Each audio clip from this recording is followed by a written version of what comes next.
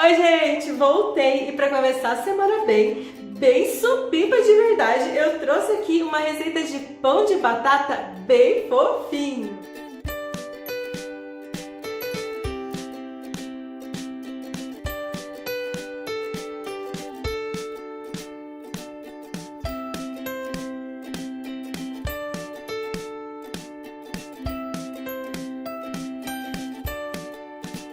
Eu já fiz uma receita parecida aqui no canal, só que eram mini pãezinhos. Agora a gente vai fazer pães grandes. Eu não coloquei recheio, mas dá pra colocar o recheio no meio na hora de enrolar, que vai ficar uma delícia também. Fácil de fazer, não tem segredo. Algumas dicas que eu vou falar pra vocês certinho aí no vídeo e não tem erro. Vocês vão conseguir fazer na casa de vocês com certeza. E então, ficou com vontade de comer esse pão de batata comigo?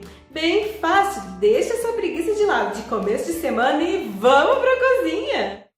Então vamos começar essa receita. Eu peguei uma tigela e vou colocar aqui uma colher de sopa de fermento biológico seco, 3 colheres de açúcar, se quiser menos doce um pouquinho, use só 2 colheres, e também 1,5 xícaras de leite morno.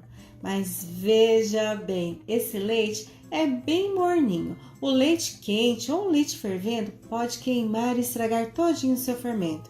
E o seu pão não vai ter força para crescer. E a dica agora é misturar bastante esses 3 ingredientes. Fazendo assim, a massa do seu pão não vai ficar com cheiro e nem com gosto de fermento.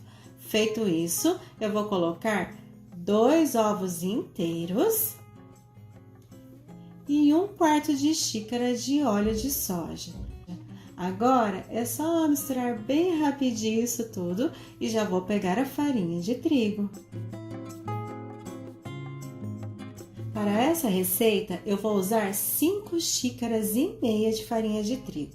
Volta lá com a massa do pão. Agora, eu vou colocar a farinha, mas eu não vou colocar toda a farinha de uma vez. Coloca só um pouquinho dessa farinha agora.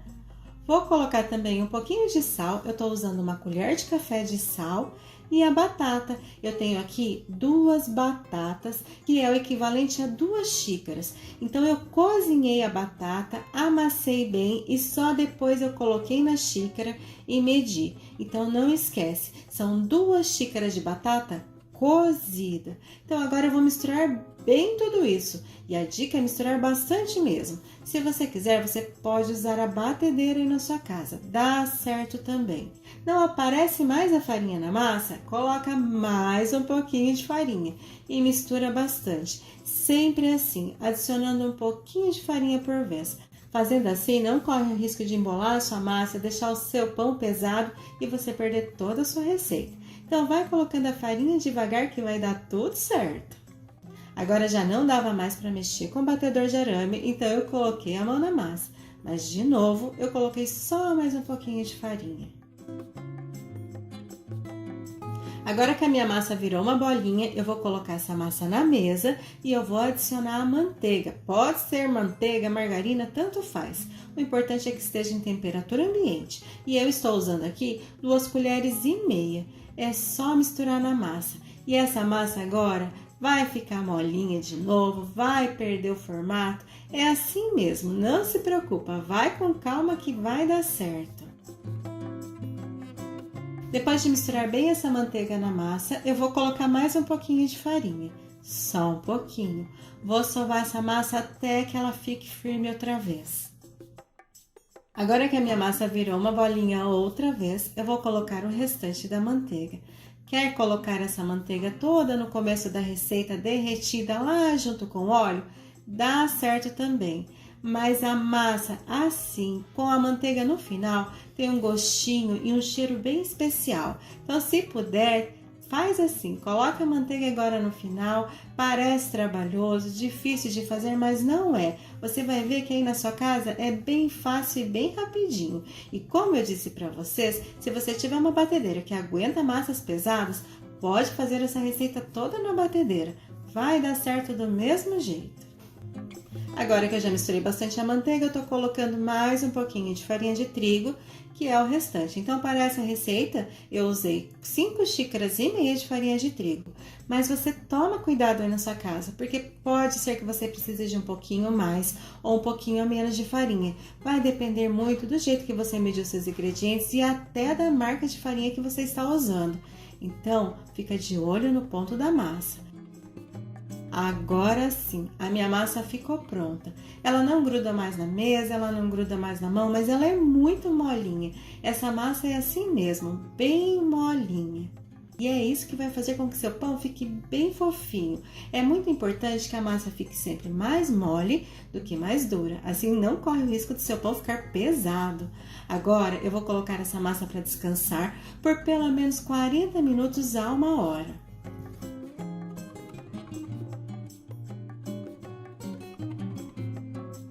Aqui em casa já passou quase 1 hora e o meu pão já cresceu bastante. Então agora eu preciso fazer com que ele volte ao início de fermentação. E eu faço isso tirando o ar da massa com as pontas dos dedos. Eu vou colocar os meus pães em 2 formas de pão de forma, mas se você não tiver, pode usar uma outra forma que você tenha na sua casa. Se você quiser fazer mini pãezinhos, também dá certo. O importante é passar bastante manteiga e também farinha de trigo na forma para o pão não grudar. E agora é bem fácil, eu só vou dividir essa massa em 2 partes e abrir essa massa com um rolo.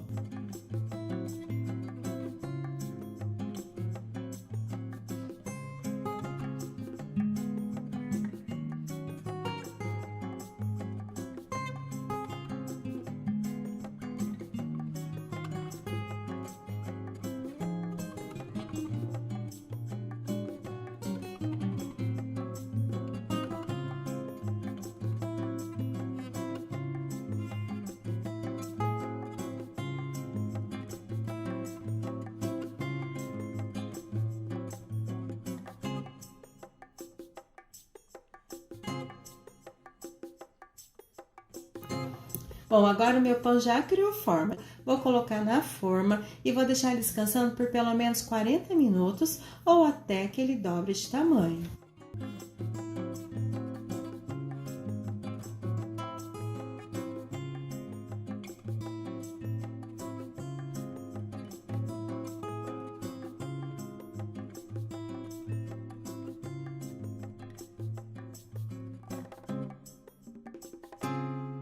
Aqui em casa já se passaram 45 minutos e os meus pães já ficaram prontos. E agora, só para deixar essa massa ainda mais bonita, eu peguei uma gema com 2 colheres de leite bem gelado. Essa gema com leite vai dar aquele brilho bem bonito no seu pão, mas é opcional. Se não quiser, não precisa.